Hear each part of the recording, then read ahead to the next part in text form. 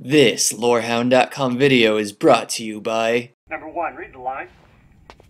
You will behold the glory of my sacred wood. That's not him. Okay. Number 2, read the line. You will behold the glory of my sacred wood. Absolutely not. Okay. Number 3. You will behold the glory of my sacred wood. That's him. Every year, 1 in 5 gamers is accosted by an elf. We're tired of elves. Hey there everybody, welcome to Interface Expose Episode 2. Today we're looking at Market Watch, which is an add-on that helps you track prices of stuff on the auction house over time. To use it, you're going to need to find an auctioneer in your favorite city after turning on the add-on. And you'll see that it has added 2 more tabs to the bottom of your auction window. So if you use auctioneer or whatever, it'll plug right in. You can use both. It just adds these tabs down here. First thing you're going to want to do is add some items to watch under history. You have to give it specific items to watch to track the prices on.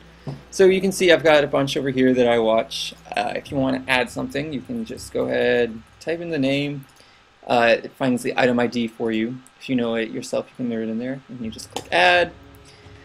There's different options you can do here. You definitely want to record scans so that you can get this data. Stacks only will ignore non-stacked items. So for example, infinite dust, a lot of times people will sell in stacks of 1 to try and skew the price and flood the auction house. If you want to ignore that, you have that option. Max age will set a limit to how long it keeps the data for this item. I like to put in 0 for an infinite amount of time just so I have that data. And max entries is a similar thing. Got a few different items here that you can set. You can set a bid threshold, so minimum price for bids and buyouts that you want to, if you want to ignore like really cheap stuff, you can put in thresholds here. There's a bunch of different stuff you can do. I don't really know how much you really want to use this, but if you really want to dive into it, you can figure out what that stuff does. Anyway, once you have a bunch of items in here and you have your option set and you want to go over to scan, you're going to have to scan in order to get data. I suggest scanning at least once a day. Again, you can set different filters for your scans to ignore really cheap items based on percentages or hard numbers, etc. So anyway, it's telling me not to record a scan too soon, but I'm going to anyway just to demonstrate. It's very fast, much faster than Auctioneer, obviously because it's looking at less stuff, but still pretty fast overall. I would definitely recommend just popping in a scan whenever you have a chance, about once or twice per day. And once it goes through and gets all these items, then you can just go over to your history tab and look at the stuff. We're going to do that now even though it's scanning. So for example, let's take a look at Crusader Orbs. You have different ways you can look at this data. If you want, you can look at it in list view. So you can see that I've scanned this item 96 times in the auction house.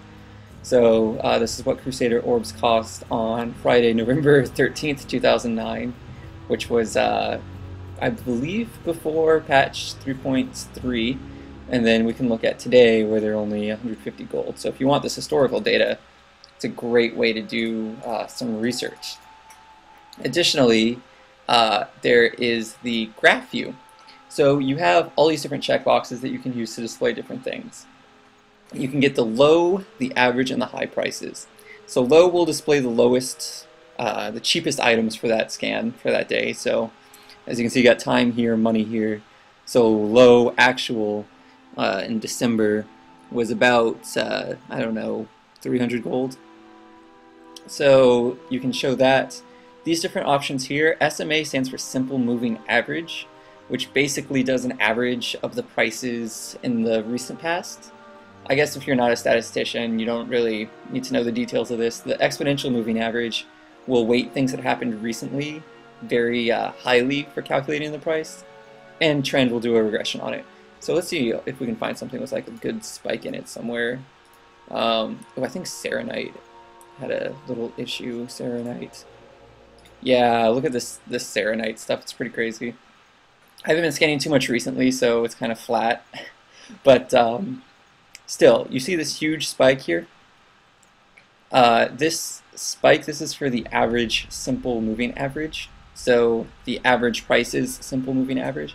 If we do the exponential, you can see because it's much more sensitive to recent price fluctuations, it's a little bit more spiky. So if you want something that's a little bit more sensitive to recent prices, I'd suggest using the exponential moving average. I like using just the simple moving average. Additionally, I show this trend line. So these are the default ways that I usually look at prices.